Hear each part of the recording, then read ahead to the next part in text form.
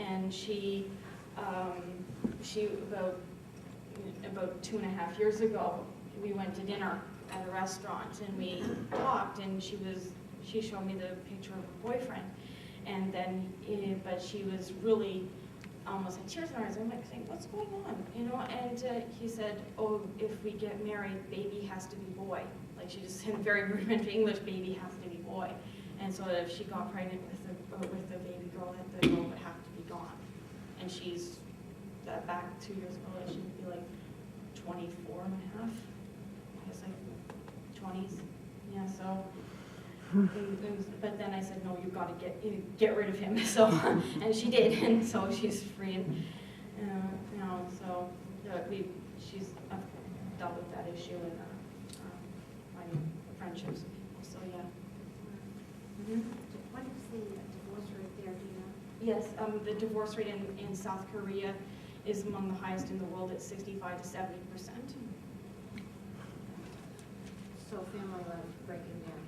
Yeah, yeah, and I have many of my students that they've been given to their grandparents, and their parents have fled to another city, and that's it. So they don't really see their parents, or their parents are dead, or they committed suicide, because South Korea has the highest suicide rate in the world. Yes. There's a website called BeliefNet, and on there you can click on the various religions and see basically what they think. I believe that in Buddhism, they don't say much about abortion, and so it's like tacitly agreed that it's okay. Yeah. So that there would not be any religious feelings about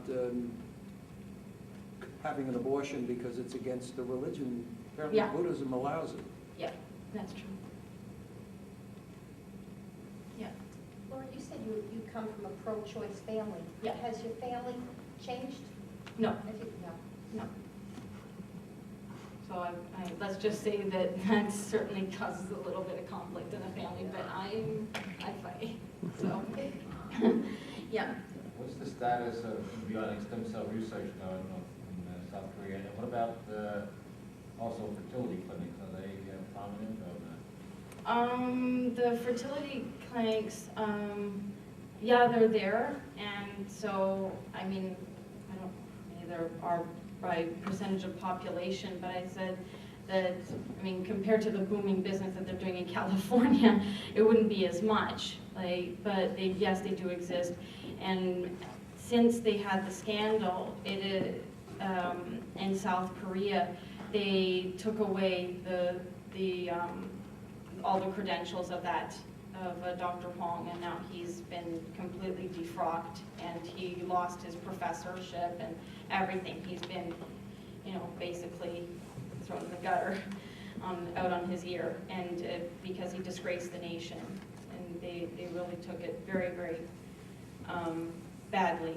And so, but then he wanted to go to Thailand and do this kind of stuff, so prey on the women there.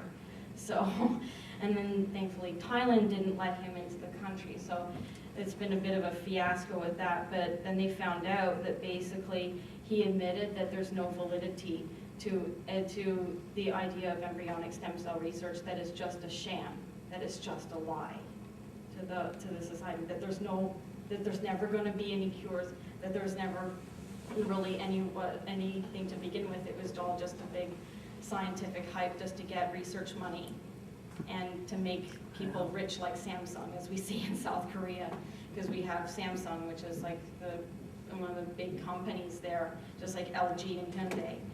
And they said, yeah, it was just to make people rich. Yeah. Are you able, what level do you teach, and are you able in any way to impart any of your values to them without saying it? And I know someone who does missionary work in China. I said, how can you do that? She said, well, we teach God without saying God. Is there any way that you can get your message across to these people, to the children? Actually, about 18 months ago, I had an opportunity just kind of off the cuff in my class, and then all of a sudden, I just kind of segued into the discussion with, they were my first year middle school students, so they would be the American equivalent of a grade 8. And I just segued into that, and I basically told them, if you hear of anybody that you know that, they ever say, they don't have the word for pregnant, but they always say, got a baby, that's what they always say. They say, oh, got a baby. And I said, oh, if you ever hear anybody like that, don't reject them, because if you find out that you're pregnant outside of wedlock, you get very, very shunted to the side in the society. It's a shame. You're shamed. You've shamed your family, and the whole family honor is disgraced. So you've disgraced your blood. And so if you hear that, please love them. Don't shame them or their family. Please just be friends with them, because they say, yeah, because they like babies and they think they're cute. They say, oh, baby is cute, in their broken English. And I said yes, and so. And then I said about myself, that I'm the result of teenage pregnancy myself. And I was very, very not wanted to, my mom tried, just really wanted to get rid of me, but then ended up kind of at the last minute backing out of it, and I ended up here. And so, and then I was put immediately into, I was born by pre-planned cesarean, and then given foster care, and then 1 month later put up for adoption, and adoption is a bit taboo. You wouldn't tell anybody that you are there. So there's a lot of social taboos, but I bit the bullet, and I had and I said that, and then I had the Korean teacher translate for me a bit, into the Korean language, and to tell them, and they said I said, oh, baby is a precious life, so in a way that she could very rapidly translate it into Korean, because it's a very different language. And they said, and then I had all of my kids nodding, and they said yes. And so, and then this past summer, I was doing a camp to bring together North Korean refugee teenagers and South Korean youth together. Like, these kids are just, like, they have been through the worst kind of agony. Like, North Korean refugee teenagers, and they have stories that would just boggle your mind. And then they made their way to South Korea by way of Bangkok, Thailand.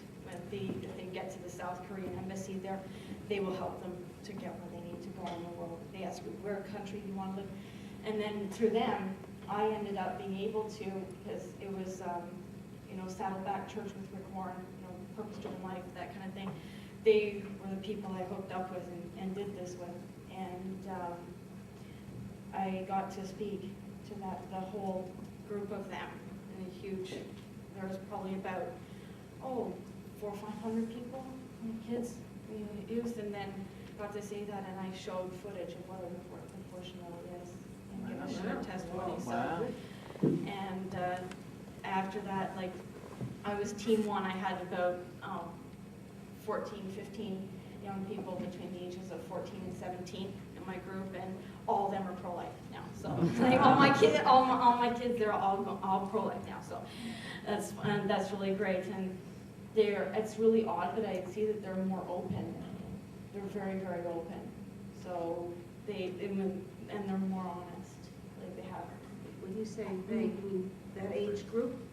Yeah, I mean, if you just tell them and you show them, they know instantaneously. It's like they're really honest like that. And so, yes, I've had a couple of opportunities like that. So it's not closed. It's just that to bring a very, thing that's very much kept on the table or swept under the carpet out into the public view. That's just, the difficult maneuvering that I have. That it's certainly once you have gained the favor and that you do have a good rapport with the people, that you can freely talk, and there's no curtailing it. It's not against the government to do that. Oh, no. I mean, they're very free. Actually, it's more free to talk, about all this stuff in here. It'd be easier, actually. There's not the restrictions, and there wouldn't be the censorship of the pro-life movement like it is here. Yeah. Laura, what was the basis of your earlier pro-abortion attitudes and beliefs? In other words, why did you think that abortion was acceptable? It's okay.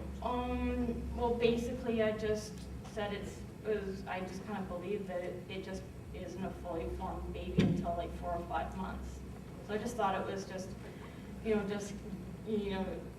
having an abortion would just be like them taking your period out or something like that, that it was really nothing really substantial, and that, it was really instantly the feminist stuff, so I really kind of believe that too. So, honestly, that's... Have you been able to talk to any of your friends who were also promoting the pro-choice position? No, I don't have any contact with them anymore. Yeah. Yes, Ben, I just want to follow up. In Canada, in Ottawa, when you went to high school, did you go to a government school, a provincial school? Yeah. And did they have sex education? Yeah. And how did that, I'm sort of befuddled by, did the question of abortion and fetal development come up? No, we never discussed abortion or fetal development in school, ever. Now, like in New York, we have freshman biology, and you can look at the textbook, and there's the 9 months. Yeah. They didn't have that in Ottawa. No. Laura, you're a young woman of great courage, and I really admire you, what you're doing. Let me ask you, your conversion to pro-life position, has that influenced your religious views at all? Have you changed your religious views at all? No, I was a very strong Christian before, but I just kind of had a blind spot in that area. It was really weird because I'd taken care of elderly people and even some Holocaust survivors. Like when I was really young, they had been used for human experimentation by Dr. Mengele in Auschwitz. So and the reason why she ended up, one of them ended up there was because she wouldn't sign an allegiance to Hitler in Poland because of her devout Catholic faith. So I just, I've always been against, any kind of like mercy killing or doctor-assisted suicide or anything like that. I'd always been opposed to that kind of stuff, but I've kind of, been pro-choice and all that kind of thing. And, but basically I kind of put it this way, that maybe I had that kind of blind spot for a reason, because then I would really know what was going on. I mean, I got to know some pretty famous people that were on TV in Canada, just like, I even got a call from the former president of NARAL's assistant, Kate Michelman's assistant.